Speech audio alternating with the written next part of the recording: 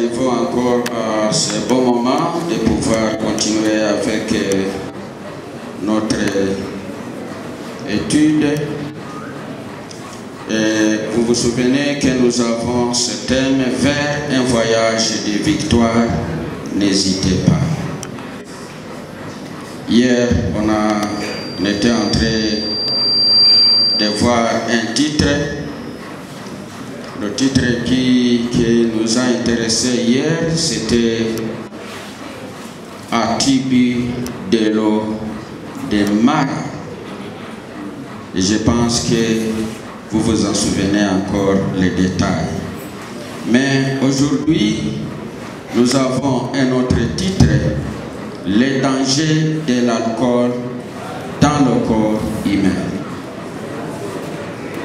Les dangers de l'alcool dans le corps humain.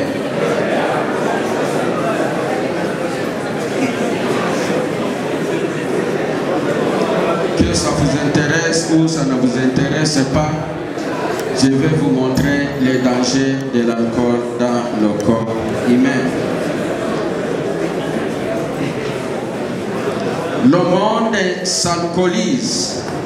C'est le cri d'alarme de l'OMS depuis 1985.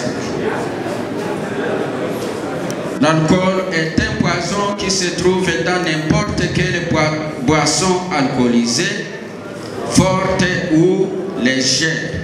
Ce poison a le pouvoir de perturber le fonctionnement normal établi par Dieu dans notre corps. Au départ, nous devons savoir que dans l'alcool qui est contenu dans n'importe quelle boisson alcoolisée, ce produit-là perturbe le fonctionnement normal établi par Dieu dans notre corps. Selon l'Organisation mondiale de la santé, l'alcoolisme correspond à tous les handicaps, toutes les incapacités et inconvénients engendrés par l'alcool, tant sur le plan social, économique qu'individuel. Et je voudrais que nous puissions voir d'abord les causes de l'alcoolisme. Pourquoi les gens s'adonnent à l'alcool? Il y a ce que nous appelons l'alcoolisme d'imitation. Et là, c'est 50% de ceux qui boivent. Ils boivent par imitation. Ce sont les gens qui se laissent influencer par la pression sociale, la publicité, la profession. Par exemple, c'est un caféier, c'est un barman ou un serveur, la cuisine à l'hôtel, ainsi de suite. Et ils y font comme les autres et deviennent des buveurs d'habitude. Deuxième cause, c'est l'alcoolisme de compensation ou de communication. Et là, c'est calculé à 40% de ceux qui boivent. Ils ont l'angoisse, ils expérimentent des échecs, la frustration dans la vie, la dépression. Cela favorise la consommation de l'alcool chez les gens n'ayant pas une structure psychologique ferme. Ils boivent pour fuir ou pour oublier leurs difficultés. Peut-être que tu es parmi cette catégorie. Troisième cause, c'est l'alcoolisme psychiatrique. Ce sont les gens qui ne veulent pas travailler et ils ont de mauvaises relations humaines. L'alcool libère leurs tendances profondes, ils deviennent violents et ils ont de graves troubles du comportement qui les rendent dangereux. Ils boivent pour se décharger sur quelqu'un. Il dit, je vais prendre un verre ou 2 bouteilles et je vais me décharger sur lui.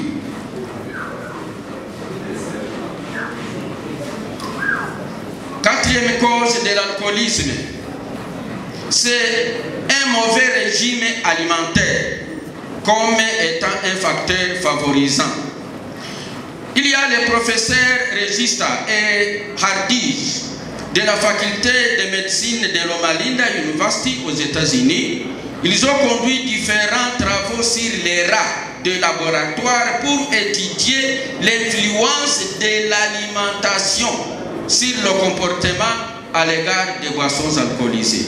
Ils ont pris des rats et ces rats-là, on les a mis dans des cages. Et dans ces cages-là, on met des récipients, deux sortes de récipients.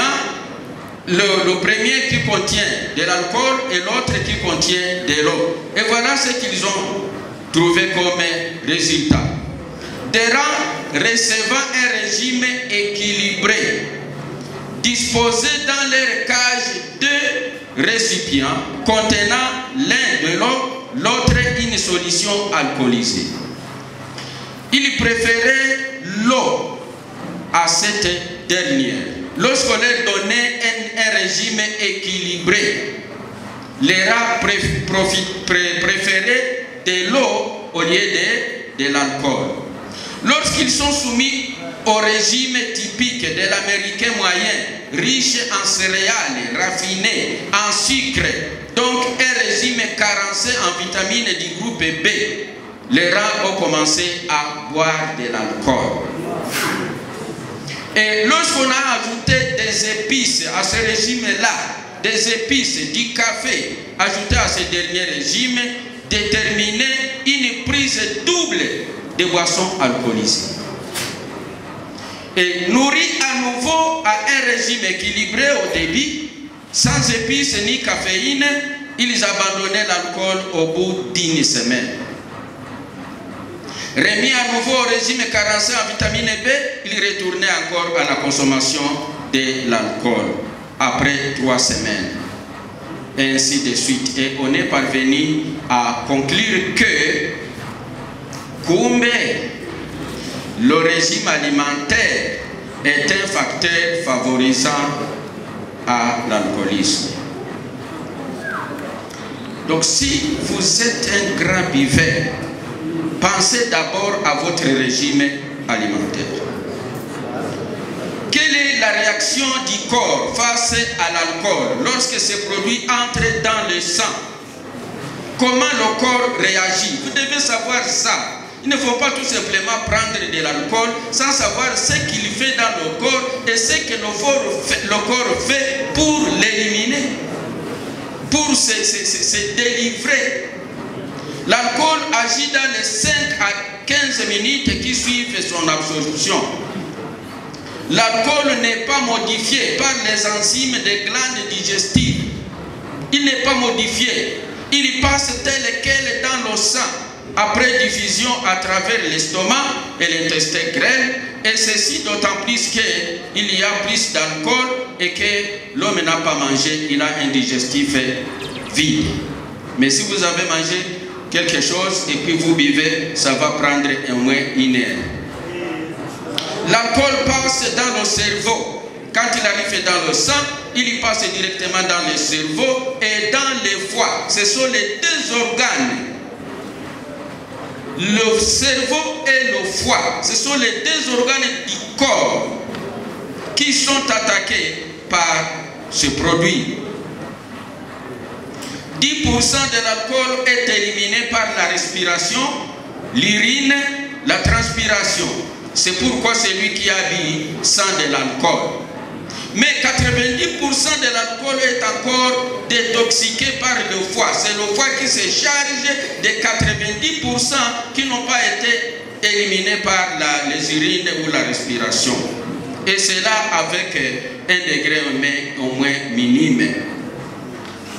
Et le foie détoxique ce produit et il donne de l'eau et du CO2. Cette détoxication se fait principalement par l'enzyme appelée alcool déshydrogénase avec consommation de vitamine B1 et vitamine B1.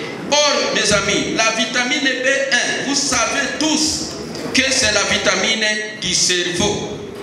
C'est la vitamine du cerveau. Et quand le foie essaye de détoxiquer cet alcool, ces produits, ces poisons, il fait appel à la vitamine B1 pour les mélanger avec un autre enzyme appelé alcool, enzyme déshydrogénase.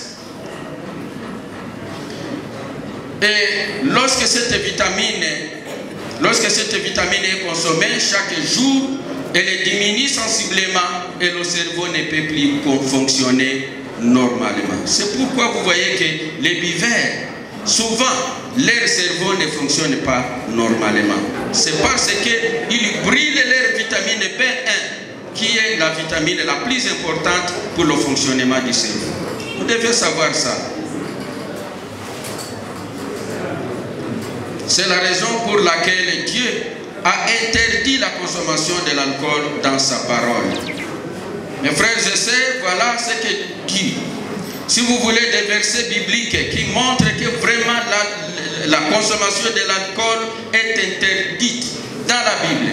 Proverbe chapitre 23, verset 20. Ne sois pas parmi les buveurs de vin. Ne sois pas parmi eux. Tu es un homme important. On te prépare pour être un grand homme. Mais pourquoi tu t'adonnes à l'alcool? Dieu dit ne sois pas parmi les buveurs de vin. En Lévitique chapitre 10, verset 9. Tu ne boiras ni vin, ni boisson enivrante. Ça, c'est un message adressé aux Lévites. Cette prescription ne s'adresse pas seulement à ceux qui travaillent dans le sanctuaire, mais aussi à tous ceux qui se présentent devant Dieu dans l'adoration, quel que soit le lieu où ils adorent le Seigneur. Nombre chapitre 6, versets 2 et 3. Toute personne qui désire, qui se décide de se séparer du monde pour appartenir à Dieu, doit s'abstenir des boissons alcoolisées. Allez lire, nous n'avons pas du temps pour exploiter tous ces textes. Mais Juge, chapitre 13, versets 2 à 5, il est interdit à une femme enceinte d'user de l'alcool, car elle ne sait pas quel projet Dieu a pour cet enfant. En Luc, chapitre 1, verset 15, le message, il dit au sujet de Jean-Baptiste, car il sera grand devant le Seigneur. Il ne boira ni vin, ni liqueur enivrante, et il sera rempli de l'Esprit Saint dès le sein de sa maman. Chers frères et sœurs, tu seras grand. Il ne faut pas t'adonner à l'alcool. Pourquoi Dieu a-t-il interdit la consommation de l'alcool? Proverbe chapitre 20, verset 1er. Le vin est moqueur, les boissons sont tumultueuses. Celui qui en fait excès n'est pas sage. Et celui qui n'est pas sage, comment vous l'appelez? Celui qui n'est pas sage, comment vous l'appelez? Osée chapitre 4, verset 11. Le vin fait perdre le sens. C'est bien écrit dans la Bible. Le vin fait perdre le sens. Si tu veux perdre le sens, si tu veux perdre les calculs de ton foyer, si tu veux perdre les calculs de tes projets, adonne-toi à la boisson. Proverbe 21, verset 17. Celui qui aime le vin ne s'enrichit pas. Peut-être vous avez des arguments pour convaincre, mais c'est ça la Bible. Proverbe chapitre 23, verset 29 à 35. Le vin abîme non seulement la santé personnelle, mais aussi les relations familiales, les relations sociales. C'est un poison comparable au venin du serpent. La récompense de celui qui s'adonne au vin n'est autre que malheur, chagrin, conflit et plaie sans cause. Lisez. Que vous dirai-je encore? Ésaïe chapitre 5 verset 22. Le prophète Ésaïe prononce un malheur à ceux qui ont de la bravoure pour boire du vin et la vaillance pour mêler les liqueurs fortes. Dis-moi, je suis fort, je mélange celui-ci avec celui-ci, avec celui-ci, je bois et je ne m'enivre pas. Malheur. Habakkuk 2 verset 15. Quant à lui, il prononce un malheur, non seulement à ceux qui boivent du vin, mais aussi à ceux qui en font du commerce. Même si le commerce des boissons alcoolisées sont autorisés dans les pays et même dans les nôtres, mais Dieu ne les sanctionne pas. 1 Corinthiens chapitre 6 versets 9 et 10, ceux qui s'adonnent à l'alcool n'auront jamais la vie éternelle.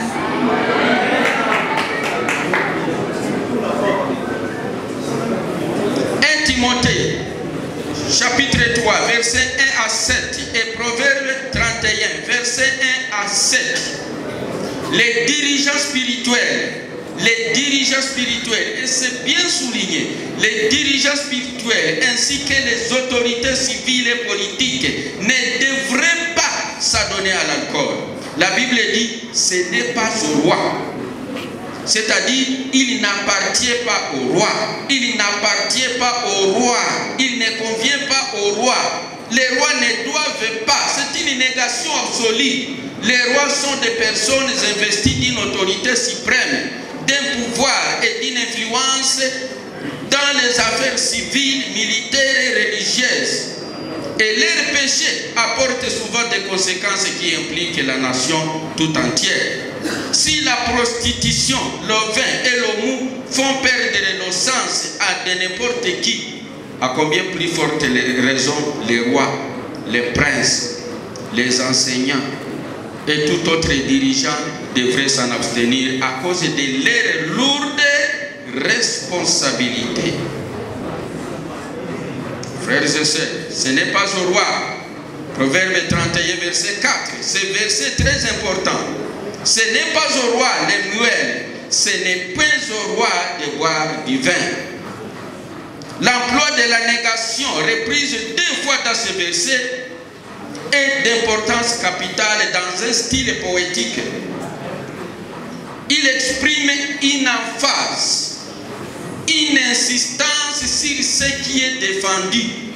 Quand vous lisez un poème et vous trouvez 2 négations qui se suivent, ça exprime une insistance, ça exprime une emphase sur ce qui est défendu. Les moelles n'étaient plus un homme ordinaire, mais un roi responsable.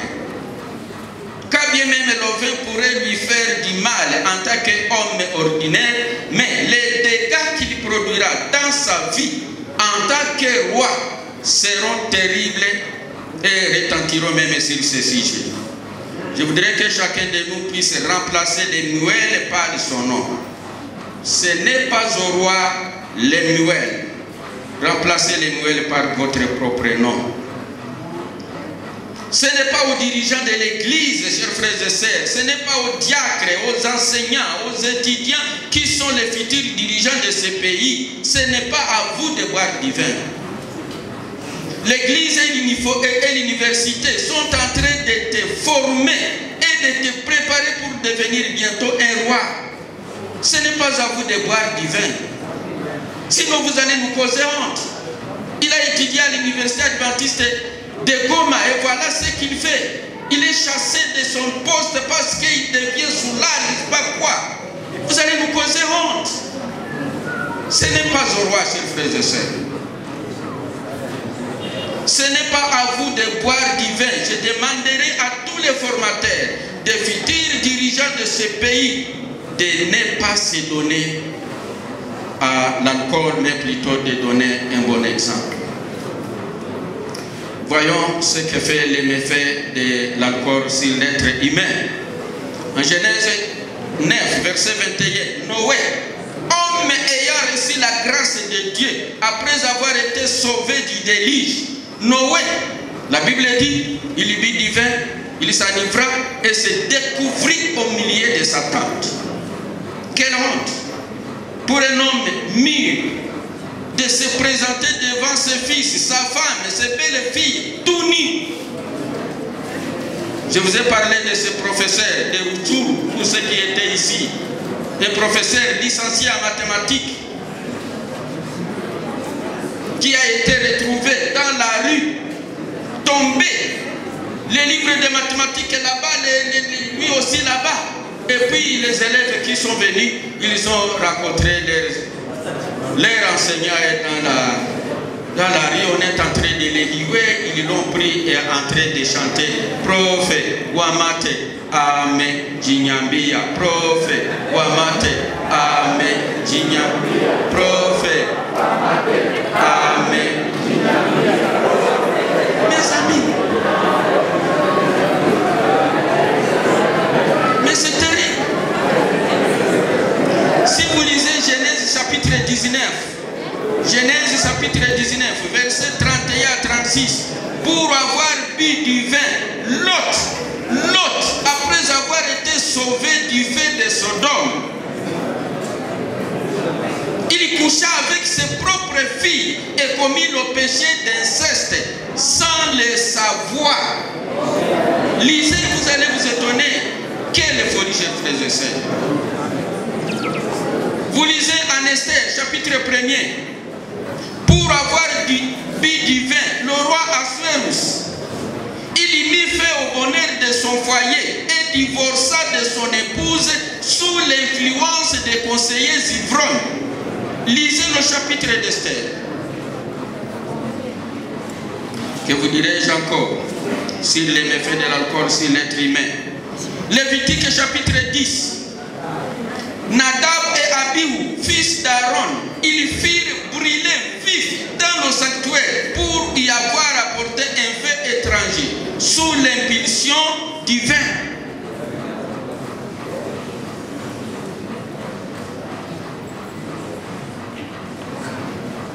À Matthieu chapitre 14, verset 1 à 12, ce passage nous rapporte l'histoire du roi Hérode qui, sous l'impulsion divine, il occasionna la mort du serviteur de Dieu Jean-Baptiste.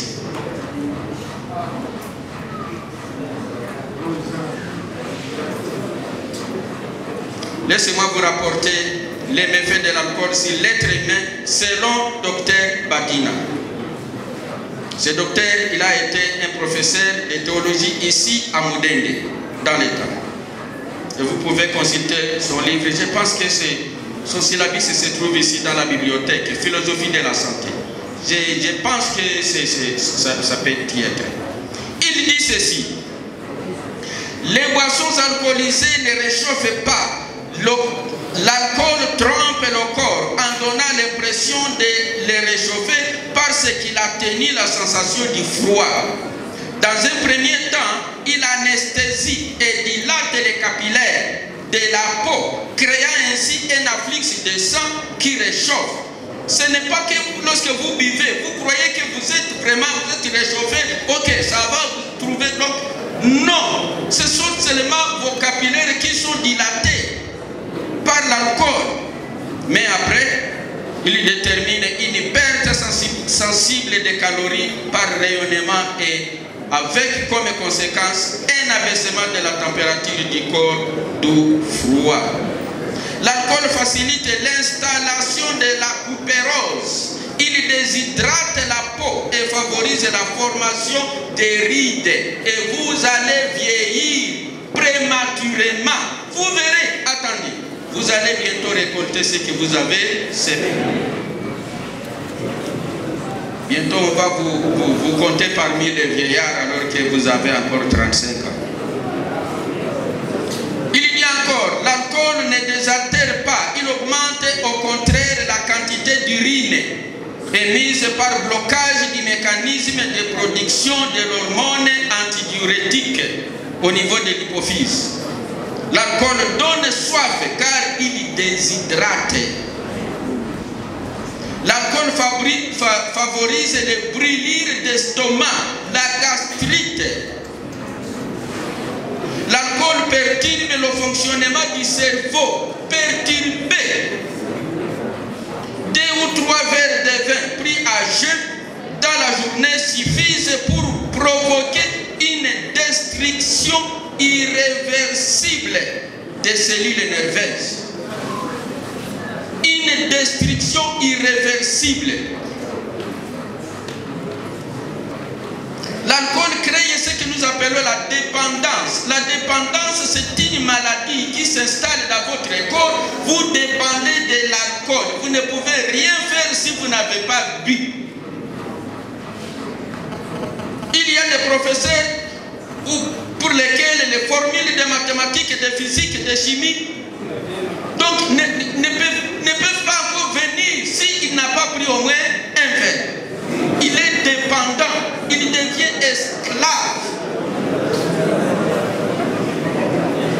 Docteur Badina dit que l'aldéhyde, un produit dérivé de l'alcool, perturbe le métabolisme des aminés du corps, du cerveau, des substances fabriquées par le cerveau, telles que la dopamine, et ainsi de suite, et donne des produits alcoïdes voisins de la morphine et hallucinogènes. C'est pourquoi l'alcool entraîne des troubles du caractère. Vous allez voir que ceux qui vivent de l'alcool sont les plus jaloux. La jalousie s'installe, les troubles du sommeil, avec hallucination, et la dépendance comme n'importe quelle drogue à cause de ces dérivés morphiques. Que vous dirais-je encore, au niveau du cerveau, les troubles nerveux. L'alcool, pour être détoxiqué, contraint l'organisme à mettre en œuvre un ensemble de mécanismes coûteux et nocifs pour les cellules. Il consomme beaucoup de vitamine B. L'organisme en manquera et des troubles nerveux apparaîtront, tels que les troubles du sommeil, les troubles du caractère, diminution de la mémoire et des facultés intellectuelles, puis une atteinte des nombreux nerfs. La polynévrite s'installe, les tremblements des mains, les diminutions de la sensibilité en chaussettes, les crampes musculaires, les troubles de la motricité des jambes, etc. Ça, c'est selon toujours le docteur Badina. C'est un docteur comme quelques-uns parmi nous ici. Qu'en est-il du foie de l'alcoolique? L'alcool, pour s'oxyder, demande beaucoup d'oxygène. Cela entraîne une acidose sanguine qui détruit les nécroses des cellules du foie. De plus, il y a perturbation du métabolisme des lipides et des granulations graisseuses qui s'accumulent dans les cellules du foie, et c'est l'hépatite. Et puis, cirrhose et une foie très dure. Et ça vient avec le temps. Ce n'est pas au moment où vous prenez l'alcool que ces conséquences arrivent. Ce sont des conséquences à long terme. Ça peut arriver même après 10 ans. Et vous allez regretter plus tard. Finalement, vous allez dire, quand vous allez vous consulter, le docteur va vous demander, est-ce que vous buvez de l'alcool? Le foie abîmé fonctionne mal. Il y a encore une autre chose. Il y a diminution de la réserve de glycogène et cela provoque l'hypoglycémie. Même si l'hypoglycémie n'est pas d'origine nécessairement de l'alcool, mais l'alcool est l'un des facteurs qui apportent cette maladie-là. Le foie diminue la fabrication des protéines. Or, celles-ci sont des molécules qui retiennent l'eau dans le sang. Et quand elles sont en quantité insuffisante, l'eau sort des vaisseaux et va s'installer dans les tissus autour. Il y a de l'eau qui sort des vaisseaux sanguins et va s'installer autour donc entre la peau et les tissus. Et c'est ce que vous allez appeler des œdèmes, surtout au niveau des membres inférieurs. Et l'acide, vous aurez un ventre bombé comme ça, avec amaigrissement des muscles. L'alcoolique apparaît comme une personne ayant un ventre énorme et des jambes maigres. Piga il est pitch. Ventre énorme avec des pieds maigres. Le foie qui synthétise moins, quand votre foie est déjà abîmé par l'alcool, il synthétise moins la vitamine K, qui est une anti-hémorragique. Ainsi, l'alcoolique a des vaisseaux qui sautent facilement, ce que nous appelons l'appétit. Et il se fait facilement des bleus et des anchymoses quand il se cogne. Il a des hémorragies faciles et fréquentes. et ce qui peut menacer même sa vie. Frères et sœurs, Jésus est le seul qui peut te délivrer si tu le veux. Hier, nous avons lu Matthieu 11 et 28. Venez à moi, vous tous qui êtes fatigués et chargés, et je vous donnerai du repos. Prenez mon joug sur vous et recevez mes instructions, car je suis doux et humble de cœur, et vous trouverez du repos pour vos âmes, car mon joug est doux et mon fardeau est léger. Laissez-moi vous dire une bonne nouvelle, c'est que pour toi-même, tu ne peux pas vraiment, tu ne peux pas te délivrer si tu es déjà sous l'empire de l'alcool. Il n'est pas facile, il n'est pas facile. Vous pouvez abandonner d'autres péchés, mais l'alcool et le tabac, il faut la présence de Jésus. C'est pourquoi même Jésus a dit, sans moi, vous ne pouvez rien faire.